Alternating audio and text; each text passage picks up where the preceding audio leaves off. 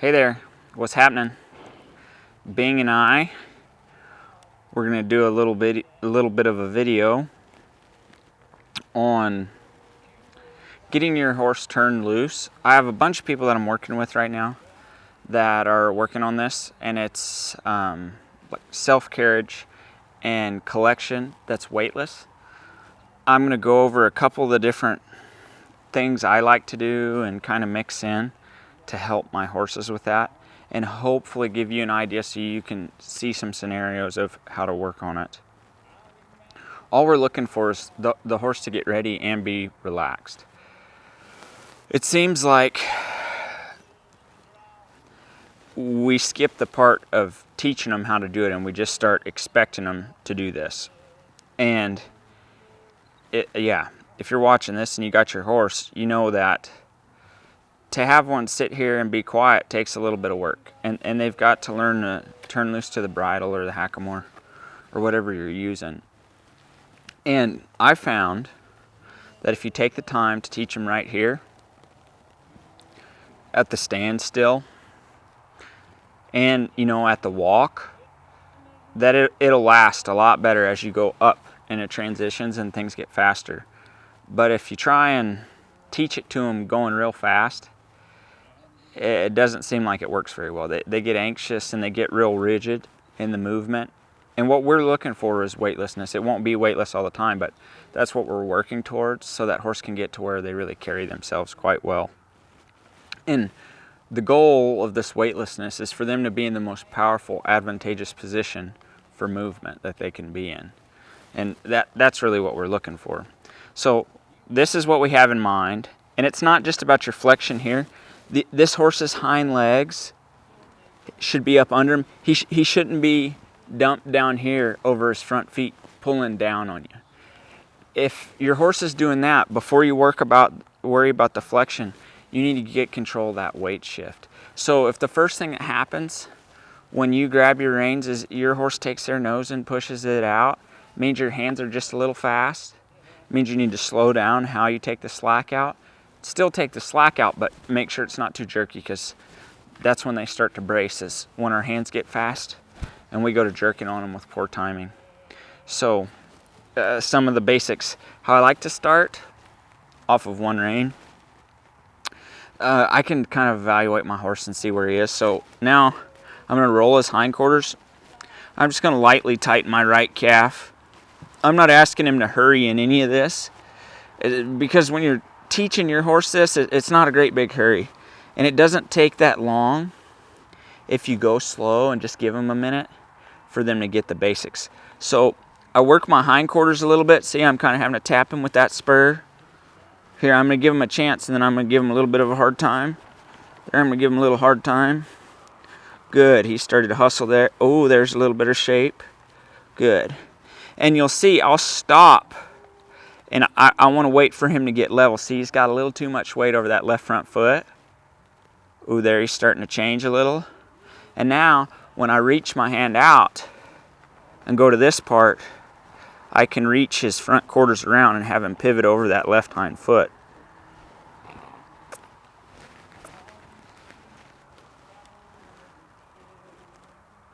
And the whole goal there is, in all these maneuvers, I'm looking for his body to be supple, and I'm feeling these feet. When I'm rolling my hindquarters, I'm thinking about all 4 feet, but when you get started, you want to think about this left hind leg reaching. I want these front feet going forward in a smaller circle. Here I'm kind of giving him a hard time. He's dragging his behind. Good. There he's stepping up and under himself. And you'll want to feel this. Don't get carried away trying to look down there. You'll see me when I'm here. I'm looking this way because it's turning my hips and it's shifting my weight to where I'm in a more effective position.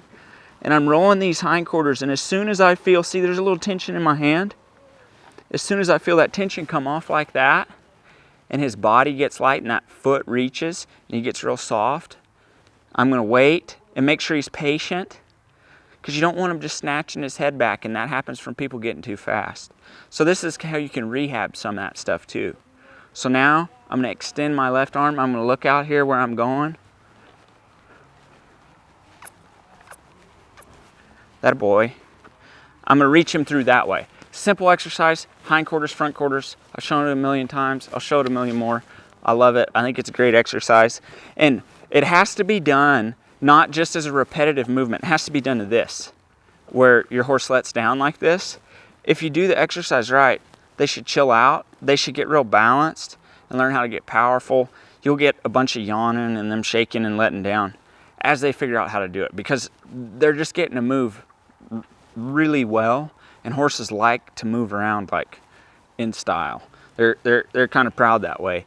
If they can move around real pretty and fast and powerful, they dig it. So that's what we're trying to show them. And when you do that exercise, you're learning how to separate both sides of your horse. So next thing I do, wake up there, buddy, is I'd start to work on my backup. A lot of times, well, it depends on the horse, but a lot of times some horses are feelier than others when they're babies, but a lot of times before I work on that soft feel, I just get my backup, because I want my horse to understand that when I take the slack out of this rein, it means to yield. You see how there's not any bracing in my horse? He's not like preparing to get pulled on. That just comes from that consistency and showing him here that he can actually get here and it can be a good deal. And I want these hind feet reaching and my horse nice and square. There's a pretty good cadence. And when you've done this well and you make this soft feel, this collection peaceful to your horse, you can hold it a little bit at the end of those maneuvers to get them real nice and balanced and poised. Even if they didn't do the maneuver perfectly, you can shape them up right here.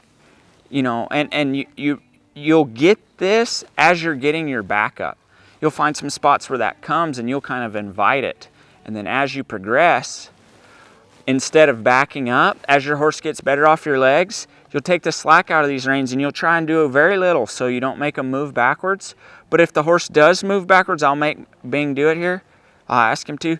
Then I'll just tighten my legs up and balance him. And another thing you'll run into, I'll square up here, get on some good flat dirt, is in the beginning, when you do it, these ponies, a lot of times when you're learning and you don't quite have that feel to offer up to them yet, they'll be ducking and diving and shucking and jiving and moving all around, and you're going to be like, oh, my Lanta. Well, the key to it is, as soon as anything like that happens or they push their nose out, don't keep pulling. As soon as they go to kind of push that nose out, you'll hold your hands where they are. He's not going to do it because he just doesn't. So then when you feel that nose push, feel down through your butt, down through your legs and your feet, because that pushing is coming because some part of this body isn't in alignment. So instead of pulling harder, which is what you see so many folks do, you'll use your feet to get your horse off that bridle, and in turn you'll be getting them nice and balanced. So real helpful way to do it. Once I get my back up and I start to where I can get that soft feel at the standstill, I get my back up, I get my soft feel here to where it waits. He'll wait on me, and I got my hindquarters and front quarters working good. And if you have a horse that is scared of the bridle, this is such a good exercise to teach him that you're not going to pull on him, and show him that he can come around here and he can be good and be patient.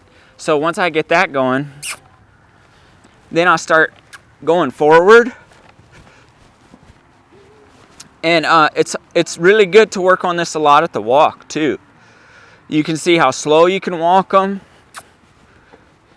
You can see how fast you can walk them out. Let's see if Bing gets distracted by this other handsome horse here. Hey. Good, a little bit. You see, this Bing is my stud horse here that I own in part with Lola and Jim of Pigcock Coats Quarter Horses. And we're just getting him going. And he still thinks about other horses a little bit from time to time. So that's what I was talking about when I was going down there, was is he drawing? But when I'm going around, I'm looking for this horse to be reaching back to me and these hind feet reaching up and under himself. So I'll take him out here and I won't drive him into collection when I'm first teaching a horse. That's a good way to get in an argument.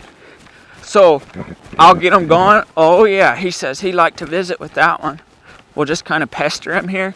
So I'm going to change my plan because my horse wants to be at this other horse. So I'm actually going to show you something different too. I'm going to show you a little bit of how to work with the horse being a little herd bound or things like that. He's not being herd bound. He just is being a young stud horse. So I'm going to kind of trot him here. Just hit a couple simple rollbacks. This is using that hindquarters, front quarters exercise that I showed you. But it's also getting my horse to work right here where these other horses are that he's drawn to.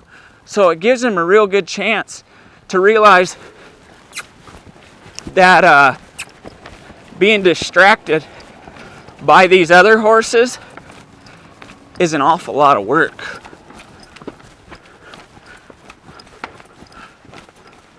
See, that time he didn't pay him no attention. Good, you rated back good.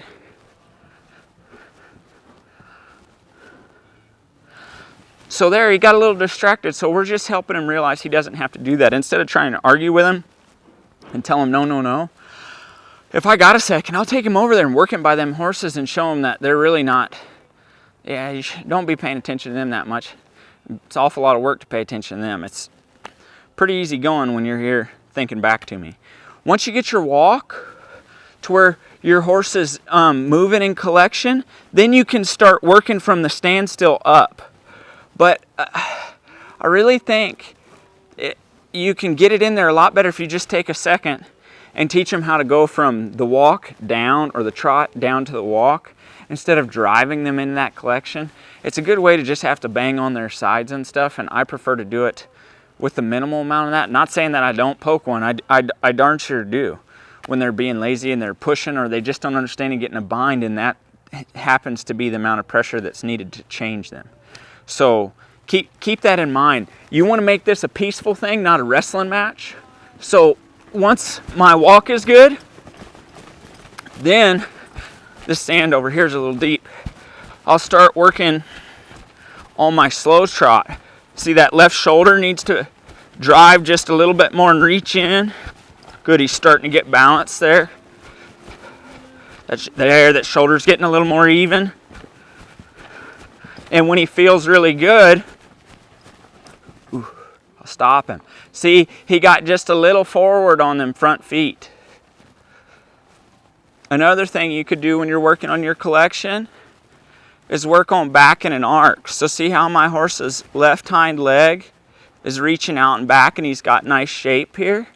That's a really good exercise. Come on, you need to speed up. You're kind of being a little sluggish. There you go.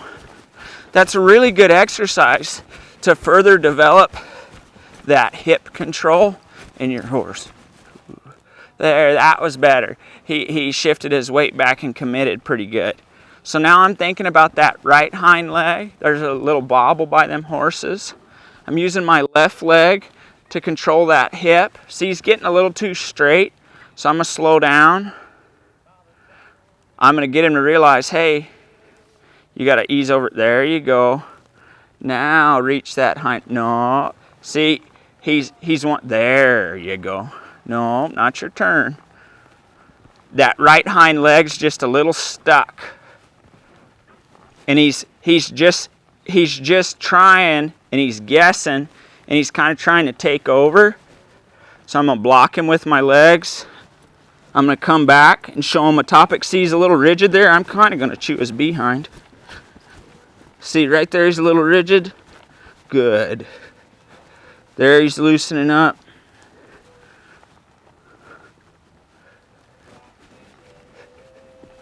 See, he's pushing on that spur right there. So I kind of got to give him a little grief. Now I'm really going to get him busy. I'm going to take him to the trot.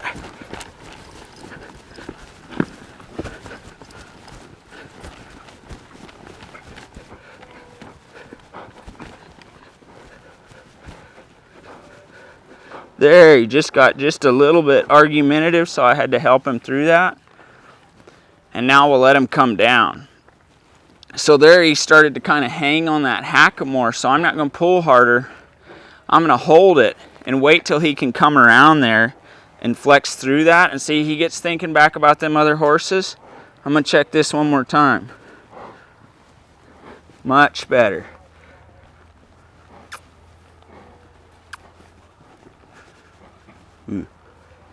A little bit better. So that says I can work on this flexion a little bit more. Now let's see if we can direct it without him getting real rigid. There, he's already kind of starting to, so we're going to wait on him. Oh, this is a great thing to get to see here. Got to wait till that right hind leg loosens up for us. There's a little change. So we're going to work this until it gets a little bit better, and then we're going to call that good, because I showed you about 20 different things you could do to kind of help your horse get light and get to where they're turning loose to your hands. And so see here, he's been turned pretty darn loose the whole time, and here I found me a little spot that needed work that he's a little concerned about, and this is what you'll find.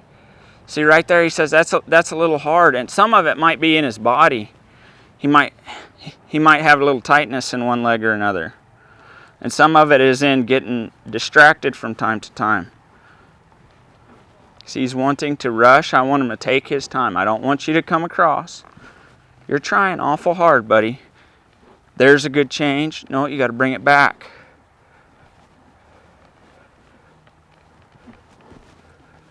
There's what we need right there. No, you got to keep that shoulder picked up. Don't get in a hurry. Don't get in a hurry. He's trying so dang hard to get it.